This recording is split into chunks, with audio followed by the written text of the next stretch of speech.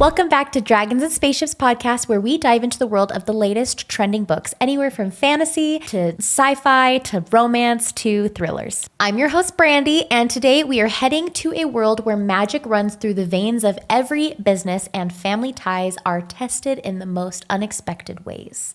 In this episode, we are exploring The Spellshop by Sarah Beth Durst, a tale that blends whimsy, wonder, and a deep look at how we all try to balance dreams, family, and duty. It's a book you won't want to miss. So grab your favorite magical brew and settle in, because we are about to deep dive into this enchanting story. But before we dive into this book too much, let's take a look at a romance book trending this week. If you are a fan of swoon-worthy romance with a dash of conflict, Ali Hazelwood's problematic summer romance is the perfect book for you.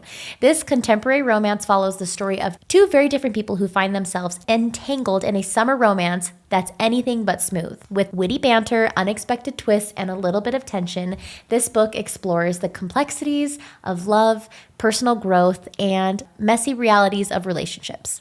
Hazelwood's signature style, blending romance with humor and vulnerability, makes this one a must-read for fans of her previous work like The Love Hypothesis.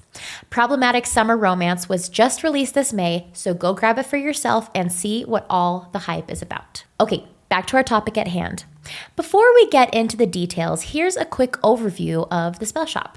The story follows a young woman who is part of a long line of spellcasters, running a magical shop that sells spells, potions, and charms. But when her family business is threatened by an outside force, she must navigate the tricky waters of family expectations, magical intrigue, and a little bit of magic gone wrong. Sarah Beth Durst has a way of weaving both the charm of magic and the complexities of family dynamics in a way that feels fresh and incredibly real. In The Spellshop, we meet the protagonist who finds herself at a crossroads in life. She wants to carve out her own path, but is pulled in different directions by the pressures of family tradition and her own desires for independence. The book introduces us to a fascinating world where magic isn't just an abstract force, it's a business with its own challenges, ethics, and rules. It is a delightful and thought-provoking read that mixes adventure with the deeper question of what it means to live up to family expectations while finding your true self. Now, let's dive into the book in more detail. First up, let's talk about the magic system. One of the things I really loved about this book is how Durst blends the fantastical with the mundane. Magic isn't just some grandiose force, it's a business. Spells are sold as commodities, and there's even a magical economy with competition, customers, and ethical dilemmas. What do you think about the concept of magic as a business in this book? I love how it mirrors real-world businesses with inventory, supply chains, and even customer service. It feels like a really creative way to show magic, doesn't it? The magical shop as a business with inventory management, customer service, and competition. Okay, now let's talk about our protagonist's journey. Our protagonist is someone who's been living in the shadow of her family's legacy, but she wants more. She wants to prove that she can succeed on her own terms. It's such a relatable internal conflict, wanting independence but not wanting to let your family down. What did you think of her growth over the course of the book? Her struggle with family expectations versus personal goals, the evolution of her confidence and the ability to make her own choices, relationships with family members, and their impact on her journey. I also love how Durst fills the world with such vivid secondary characters.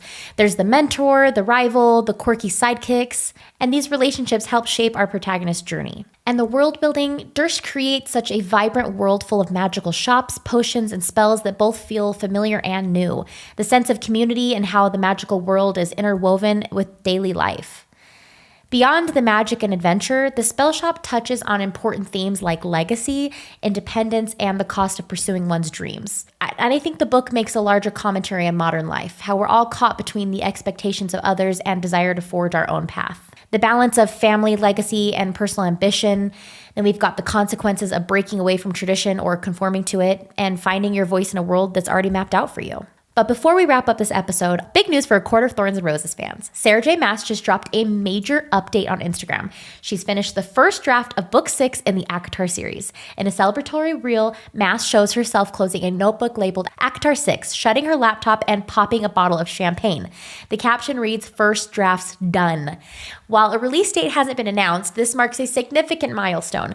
Fans are buzzing with excitement, especially since the series' 5th book, Of Court of Silver Flames, was released in 2021. 2021. Speculation is all over the place about the focus of the new book, with many hoping for a deeper dive into Elaine's story and hopefully some Azriel. Given Maas's typical publishing pace, we might expect to see the book to release in late 2025 or maybe even early 2026.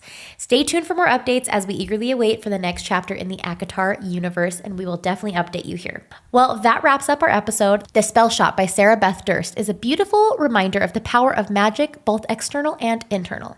If you are someone who loves unique worlds with strong characters and a bit of family drama, this book will surely enchant you.